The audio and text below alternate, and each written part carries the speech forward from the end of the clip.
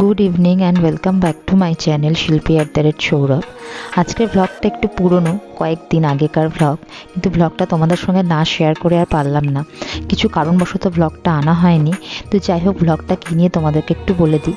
গত বছর জুলাইয়ের 26 তারিখে আমরা প্রথম সপরিবারে মেয়েকে নিয়ে বাইরে কোথাও ঘুরতে গেছিলাম। তো কোথায় গেছিলাম, সেখানে গিয়ে কী আনন্দ করেছি সেই নিয়ে আজকে ব্লগটা। তো তোমরা ব্লগটা দেখতে থাকো। Good evening and welcome back to my channel শিল্পী @সৌরভ। আশা করছি সবাই খুব ভালো আছো আর আমিও ভালো আছি। আজকে একটু বেশি বেশি ভালো আছি, তার কারণ হচ্ছে কালকে আমরা মেয়ে হওয়ার পর প্রথম বাইরে কোথাও ঘুরতে যাচ্ছি, আর সেটা হচ্ছে দীঘা। ভেবেছিলাম তোমাদেরকে পরে বলবো, কিন্তু আমি আর চেপে রাখতে পারছি না। আমার এত খুশি আমি দীঘা লাস্ট গেছি 2018 সালে, আর 18, 19, 20, 21, 22, 23 5 বছর বাদে যাচ্ছি আমি আবার দীঘা। দু রাতের জন্য যাচ্ছি।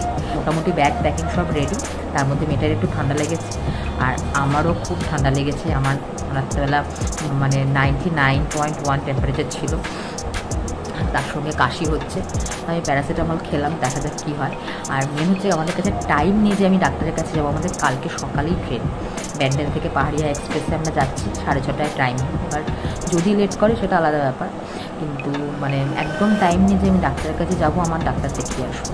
এবার মেয়ের হলে সেটা আলাদা ব্যাপার, মেয়েকে ডাক্তার দেখিয়ে নিয়েছি আমি। মেয়ের সমস্ত ওষুধও নিয়ে আসা হয়ে গেছে, এটা অনেকগুলো ওষুধও নিয়ে আসা হয়ে গেছে। বাইরে যাচ্ছি, সমস্ত কিছু প্রিকশন নিয়েই যাব।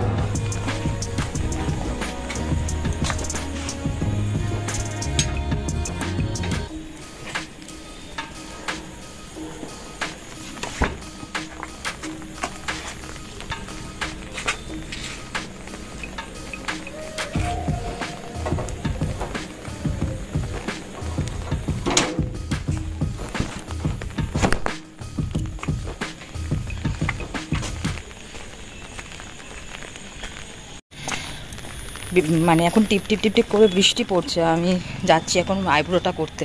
আমার আইব্রোটা হয়নি, একদম লাস্ট মোমেন্টে। এখন কিছু করার নেই, তোমাদের দাদাভাই খুব চেপে ধরেছে জোর করে আইব্রোটা করার জন্য।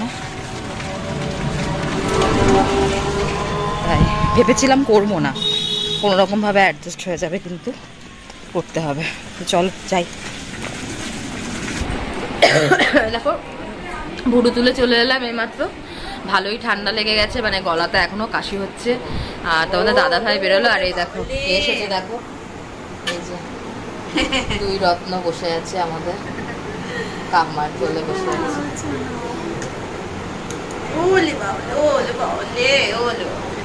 আমাদের দীঘা যাওয়ার পুরো টিম আজকে এক জায়গাতে, শুধুমাত্র আমার মা আসেনি। মা আজকে আসবে না, মা কালকে বাড়ি থেকে একেবারে স্টেশনে ঢুকে যাবে। কারণ মায়ের বলছে শেষ মোমেন্টে যদি কিছু ভুলে যায় তখন আবার কালকে সকালে বাড়ি যেতে হবে, যেটা পসিবল না। ওই জন্য একেবারে কালকে সকালবেলাতেই ওখান থেকে বেরোবে। তো রাতের রান্না কি হচ্ছে, ওরে বাবা দেখো,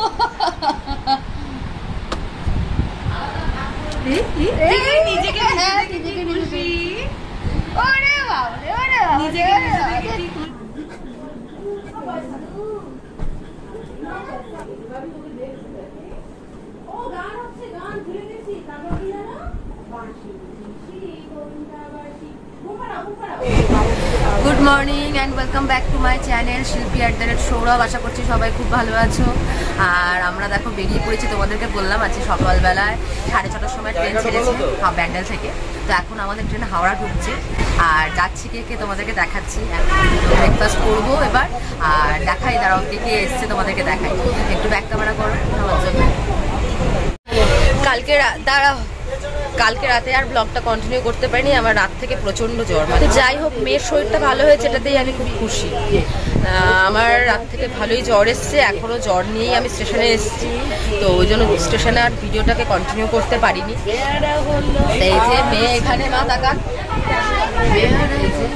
মেয়ে এখানে, আর এই যে বাপি এখানে, বাপি তাকাও, বাপি তাকাও, বাপি এখানে, আর এই যে আমার মা এখানে, আর এই যে তোমাদের দাদা ভাই। আর এইদিকে কে কে আছে দেখে না, এই যে এখানে আছে দেবায়ন, আর এই যে এখানে আছে সায়ন্তনী আর গুনগুন। হাই করে দাও। সায়ন্তনীদের সাথে অনেক বছর পর যাচ্ছি। মানে বিয়ের পর সেই মানে লকডাউনের আগে সেই একবার লাস্ট গেছিলাম, তারপর আর যাওয়া হয়নি। তো খুব ভালো লাগছে, আবার পুরো ফ্যামিলি আর প্লাস কাছের 2 বন্ধুকে নিয়ে একসাথে ঘুরতে যাচ্ছি, খুব ভালো লাগছে। তো এখন আমি উঠে দুটো বিস্কুট খেয়ে জলটা খেলাম আর ওষুধ খেলাম, তো ওই জন্য ঘাম দিয়ে জ্বরটা ছাড়ছি, একটু বেটার ফিল করছি। ওই জন্য তোমাদের জন্য আবার ব্লগ বানানোর চেষ্টা করছি, দেখা যাক কতদূর কি হয় বলতে পারবো না, চেষ্টা করবো দীঘার পুরো জার্নিটা তোমাদের সঙ্গে শেয়ার করতে। ঠিক আছে, তোমরা সবাই পাশে থেকো, সাথে থেকো, আশা করছি তোমাদের ব্লগটা খুব ভালো লাগবে।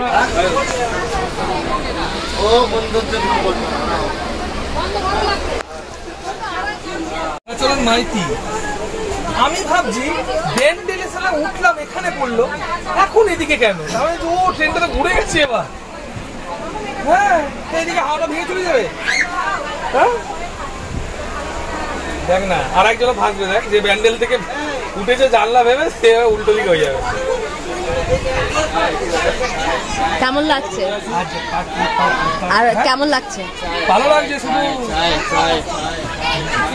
ব্লগারের জ্বর বলে কষ্ট হচ্ছে। আবার দোকান হচ্ছে, আপনারা দোকান সব খুলে দেবে।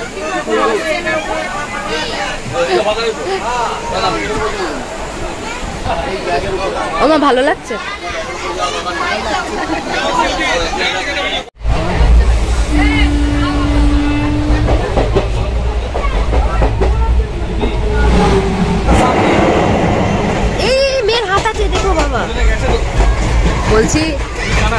বলছি শোনো না,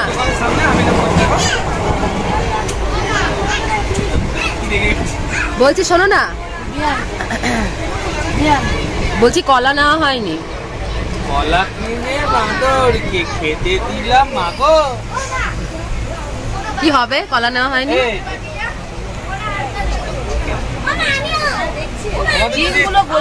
যদি আমাদের সব ঠিক থাকতো, এরা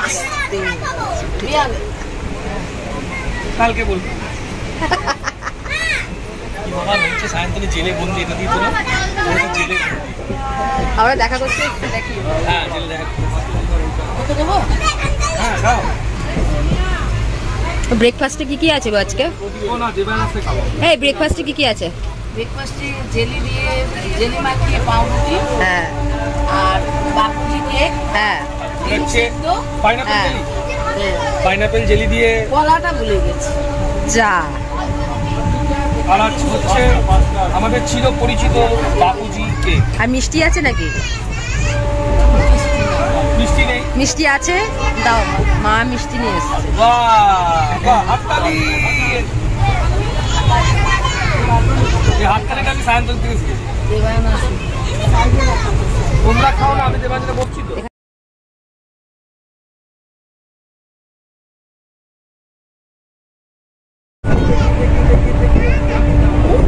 চলে গেল মামা।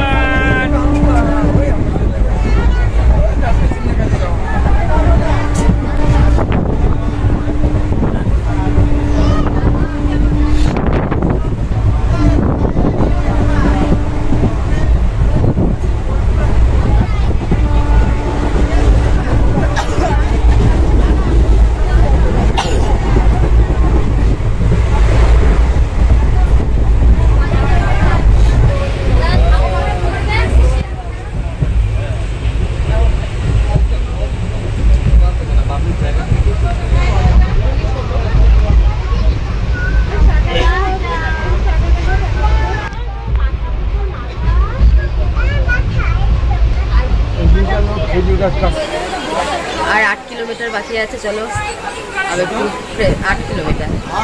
হ্যাঁ, আমি একটু ফ্রেশ হয়ে নিলাম, নিয়ে আবার জ্বরটা চলে গেছিল, আবার মনে হচ্ছে জ্বরটা আসতে একটু, তাই করার নিয়ে যেতে তো হবে। এই যে ট্রেন দাঁড়িয়ে আছে দীঘা স্টেশনে, দীঘা চলে এসেছি, চলো। এই যে এই বেফোর রে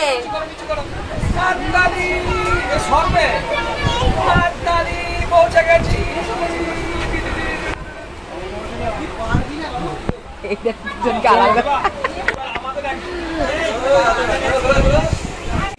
চলো চলো।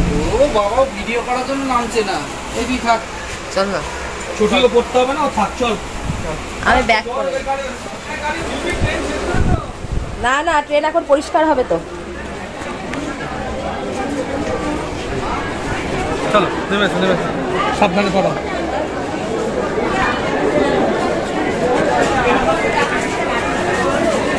চলো আমাদের ওখানে ফুল প্যাকেজ। দেখা হয়নি, আমি চিনি না।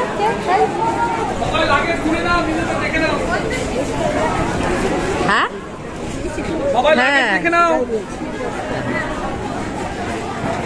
ঠিক আছে তো শিল্পী, আমাদের লাগেজ দেখে নাও আগে। হ্যাঁ আমার পিঠে কম্পিউটার, যে ল্যাপটপ, হ্যাঁ যেমন ল্যাপটপে আনিস নি তো?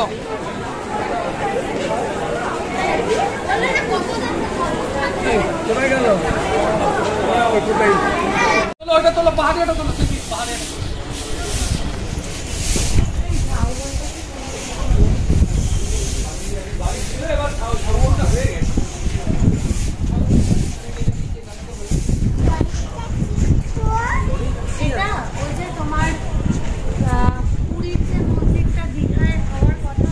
ধবলগিরি, ওই মন্দিরটা মনে হচ্ছে ধবলগিরি হচ্ছে, জানিস দেবা?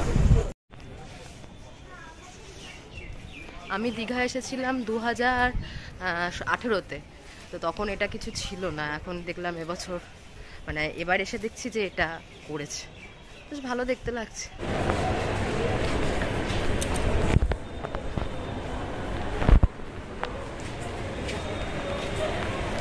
যে শেডটাও ছিল না।